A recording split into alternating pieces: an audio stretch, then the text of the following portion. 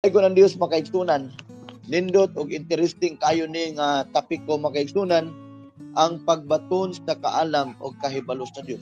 Sumara sa akong gingon kaganina, nga dinhi sa kalibutan daghang mga tawo naninguha og kahibalo. Naninguha ta nga mo increase ta sa atong knowledge, mo na hinungdan nga mo eskwela gyud ang tao, no? Ang ginikanan dastigon gyud ang anak, paningkamot og eskwela, no? May na lang na mo na kung kabilin nindot man. Kung imong tang-awon nindot kayo mga ginikanan din nga paningkamot eskwela kay mo gasto gyud kog taman-taman, maningkamot si mama o si papa aron mo makahuman eskwela. But sad to say nga makahuman ang anak, daghan na po kay anak nga wala na po pagtahod sa ginikanan. Makaingon kang asa bang kahibaluan Daghan po mga anak wala na hinuoy respeto, walay kaalam. Daghang mga anak karon nga sadyang nadato na sila, walay tinud-anay nga kining pagtahod or walay tinud-anay nga paghigugma nga makita nimo sa ginikanan kay na overwhelm sila sa ilang bakang kadato or sa ilang ka-bright. So daghan kina nga mga issue o kanang problema, daghang mga ginikanan mohilak nga grabe pastor kani akong anak abing akong paningkamot nga maka-eskwela sila, makahuman sila nga may nalang makabaton sila kahibalo. Naunsa naman ni karon wa na may kahibalo. Ang uban wala pud kahumanin wa na nung kahumang ka-eskwela tungod sa ka-bright. Maopod na sobraan. Sumala sa kong gingon kaganina nga kining gitawag natong kurso ba nga pag-ila sa Dios. Muna nga naapoy gitawag og theology study or course makaigsunan. Well, gawas lang ni ana kanang dili man pwede nga may lang ka nga eskwela sa kong Bible school aron makailas Ginoo. Dili na kinahanglan. No, ang pag-ila sa Ginoo magsugod sa atong panimalay. Magsugod sa atong individual.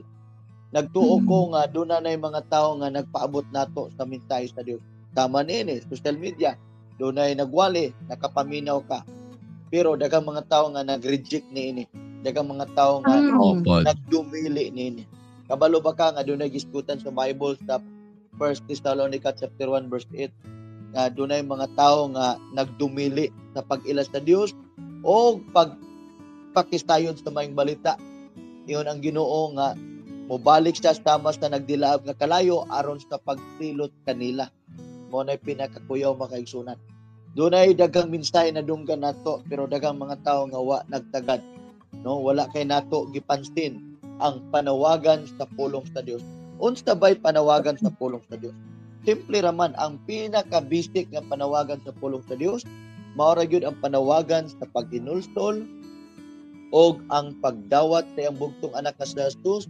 Kay sumala sa pulong sa Dios nga ang midawat kaniya makabaton og kinabuhing dayon. Kinsay gidawat mao si Kristo.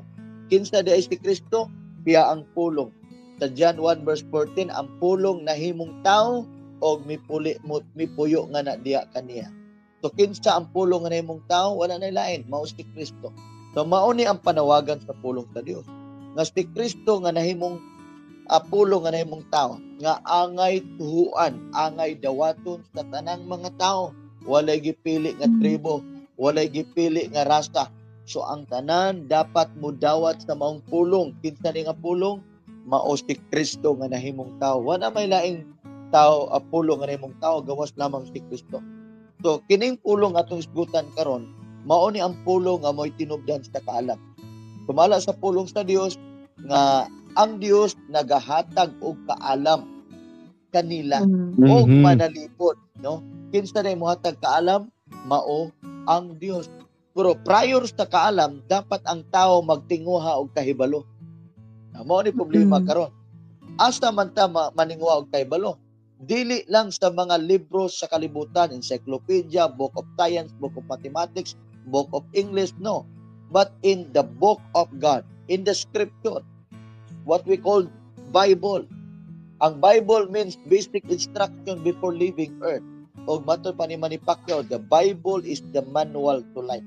So, meaning, kung nangandoy ka nga makahibalo, may tungod science, may tungod sa English, mathematics, so mangita kang book of science, book of English, book of mathematics, and then mag-study ka dito.